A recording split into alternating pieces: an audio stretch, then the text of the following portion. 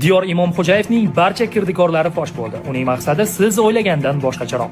Obuna bo'ling, hammasini tushuntiraman. Bu yilgi O'zbekiston chempionati ham boshlanib ketdi. Islom Ismoilov Neftchida ham nom qozonmoqchi. Hozircha uning ishlari besh. Paxtakor mavsumni xotirjam boshladi. Tojiyevda chempion bo'lish uchun barcha sharoit bor. Nasafni nomdorlar tark etdi, biroq Ro'ziqulberdiyev har qanaqa masalliqdan shirin taom tayyorlay oladi. Navbahor Babayan bilan qila olmagan ishini Kapadze bilan uddalamoqchi. Andijonliklarda bu mavsum nafaqat muxlislar, balki tarkib va murabbiy ham zo'r. Chempionlik yana vodiyda qoladiganga o'xshaydi. Lokomotiv Budyog limitni yoqib oldi. OKMK bu yil negadir sustroq. Biroq Qosimov futbolchilik paytidagi kabi hammani aldayotgan bo'lishi mumkin. Behruz Karimov deganlari butun boshli Surxonda o'z yelkasida ko'tarmoqchi. Dinamo va Abramovga vaqtida oylik berilsa, yana o'z kuchini ko'rsatishi aniq. Xullas, chempionatimizda yildan yilga intriga ortmoqda. PFL bosqichma-bosqich rivojlanib, jahon standartlarini tatbiq etyapti. Shu ketishda Osiyoning eng yaxshi ligasi bo'lsa, ajab emas. O'z jamoasi bilan tunu kun ishlayotgan Diyor Imomxo'jayevning maqsadi ham aslida shunday. U nafaqat chempionatimizni, balki futbolimizni o'zgartirayotganlardan biri. Ha, aytgancha, sizningcha bu mavsum qaysi jamoa chempion bo'lishi mumkin?